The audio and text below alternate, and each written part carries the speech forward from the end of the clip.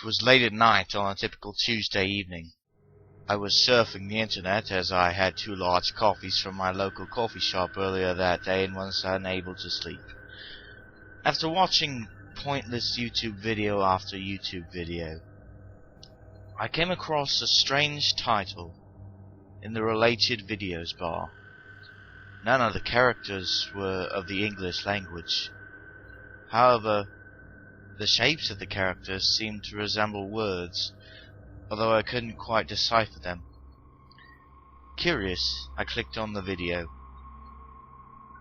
I suddenly began to hear various creaks and groans coming from my house.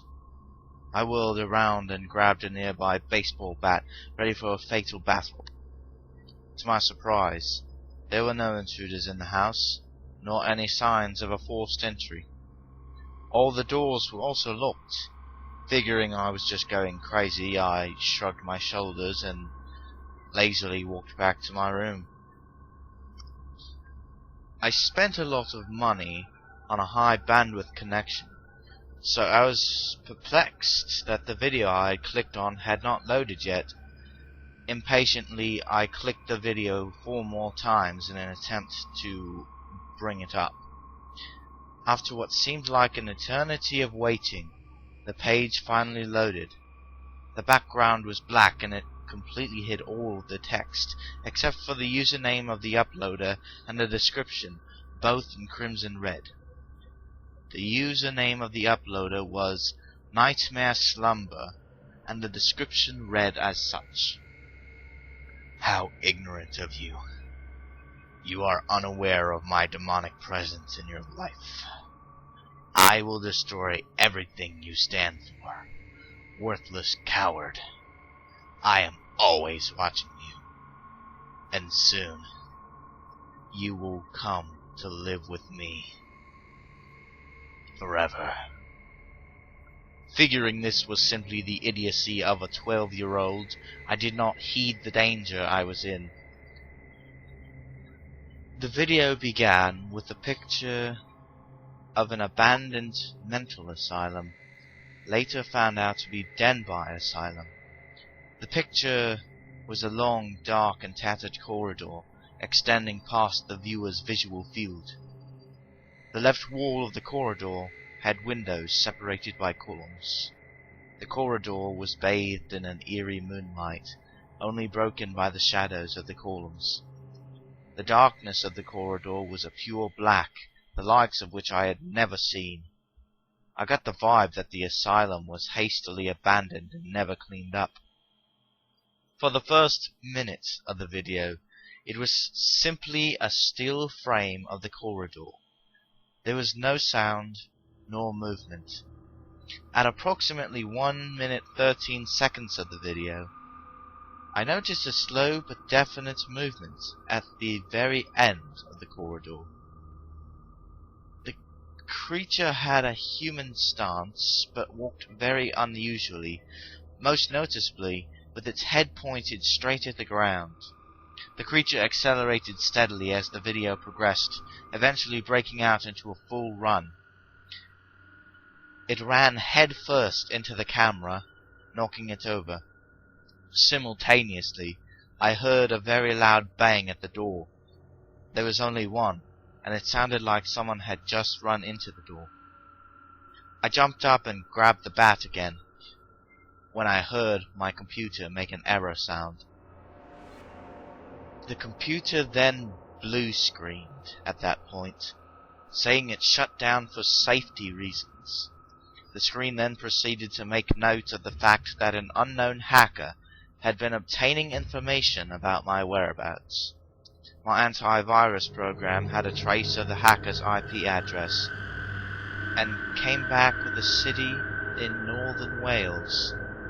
Specifically, the hack had been made from an abandoned mental asylum. Then the power went out. At this point, I became extremely intimidated. My eyes welled up with water as my breathing accelerated.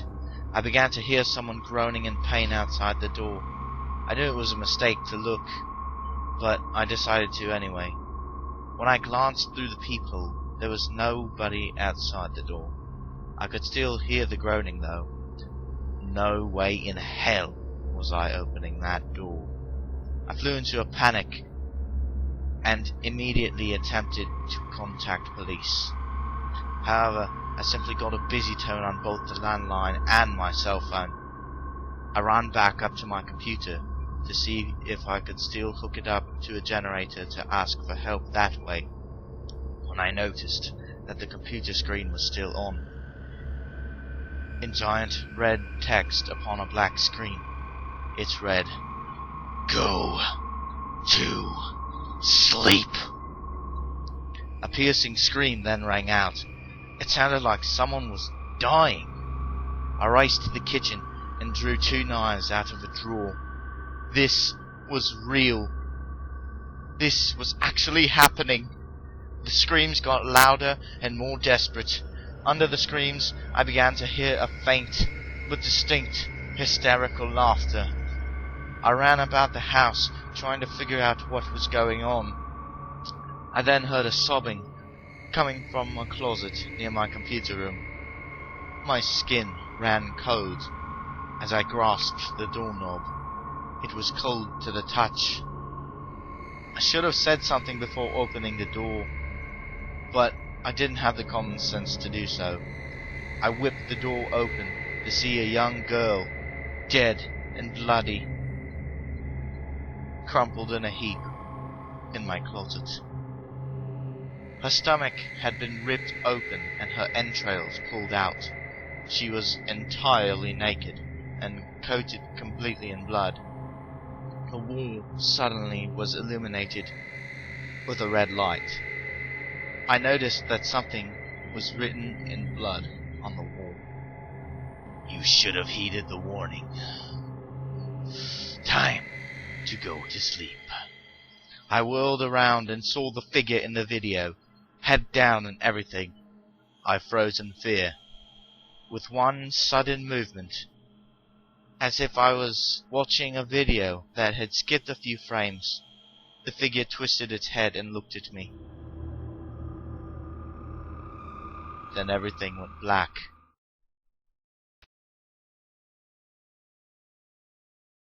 Detective's note. The victim's body was found in a similar state to that of the young girl in the closet. Despite numerous blood tests, we could not identify the girl.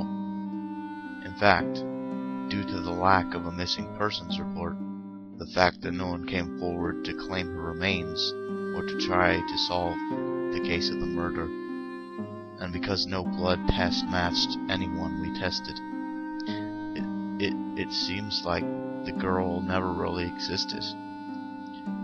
We have confirmed that the hacking came from an abandoned mental hospital. However, there is no explanation as to how this was timed so close together. We have issued an arrest warrant, but no officer wants to enter the ruins in fear of his or her life. The only break we got was a witness sighting of an extremely unusual and frightening creature running into the hospital a few days later. From the witness's testimony, we noticed the shocking similarity between the face of the deranged mental hospital inhabitant and an image taken from a site filled with horror stories, with the words "Go to sleep" captioned above it. Numerous murders like this have occurred since, and every single one of the victims has been noted to watch the video a few minutes before the homicide is committed. YouTube officials have tried to remove the video. However, every moderator that tries ends up getting brutally murdered. The case is still unsolved. Detective's Note 2. After further researching the case, a few discoveries have been made. First, while I have been unable to find the source of the video, last-minute accounts of the killer's victims have provided enough descriptive evidence to point to the image used as the background for the video. Although this is a JPEG image, and thus by nature is a still image, rumor has it that if you stare into the picture long enough, the image begins to twist and contort. Continue staring, and you can see a creature beginning to run towards the camera. No one has watched the image long enough to see the creature come close, but enough visual evidence is there to assume that it is the same person seen in the video. View at your own risk, for your life may be at stake. In addition, I've been searching for more information regarding the killer. To my horror, I have found a set of stories online regarding one Jeff, the killer. The stories dictate a serial killer who develops his psychopathic tendencies at the onset of his teenage years, eventually killing everybody in his immediate family. The most shocking aspect of the story is that Jeff killed his victims in the same brutal way as seen in the Denby Asylum killer, even going to the extent of both killers communicating "go to sleep" before murdering their victims. The most frightening aspect, however, is that the image provided for Jeff the killer is the exact same as the image provided by witnesses for the Denby Asylum killer, leading investigators to believe that they are in fact the same person. For further reading, simply search Jeff the Killer online and read at your own risk. The most terrifying fact of all, though, lies in my personal experience. After writing this report, I heard strange sounds throughout my home. Figuring it was nothing, I continued doing research on Jeff. The banging noises got louder and louder. I searched outside, thinking maybe a bird was injured. As I stepped to my door, however, I noticed movement in the window. I immediately attempted to phone police, but got a busy signal. Concerned, I put the phone down and looked toward the door, only to see Jeff staring directly at me with those cold, dead eyes and that horrific, disfigured face. His smile was the most eerie thing I have ever seen. I immediately pulled out my gun and began shooting. Jeff took off into the night. I know I'm in danger, so I have set up constant surveillance around my home to protect myself. I still see bright flashes of light and hear banging noises around my home, along with the rare but still horrifying laughter of which only a true psychotic serial killer can provide. I don't know how much longer it will be until we catch him, but if he keeps making these mistakes, then we'll have a solid identity and an airtight case. I feel we are on the brink of taking him in, for I keep hearing laughter and banging sounds that are escalating in volume, and I'm also seeing an odd orb of light in the distance. I've radioed my fellow police to the scene, but the radio's gone dead.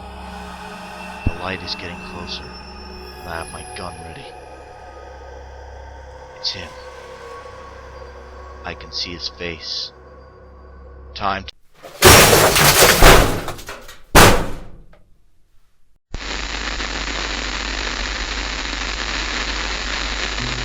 Hello everyone. My name is Jeff.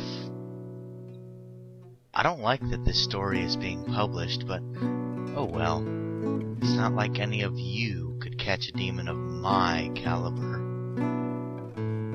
The detective is now dead. The journal is over. And it's quite hilarious because in listening to this recording, I have logged every single one of your IP addresses and know exactly where you are. For example, one of you works at a cousin's on Drexel Boulevard. One of you has the username The Bubblehead Nurse on YouTube. One of you lives in Burbank. One of you lives on East Avenue. One of you lives in Ohio. One of you goes to university and has a roommate named Becky. One of you is going to Iowa. One of you is quite the whiz at the piano. The list list goes on and on. I know where you work. I know your friends, your family, your loved ones. I know everything. Soon, all of that will be taken from you. Upon hearing this message from me, you should start hearing odd noises and feel a sense of fear and dysphoria wash over you. You will become anxious and frantic for no logical reason. The banging isn't the building you reside in. It's something else. Something quite sinister. Something that wants your blood. If I don't get you, I will get those you love and care about. You, the one shivering in your chair, who has a girlfriend named Jessica, with whom you live. She's mine. You aren't safe.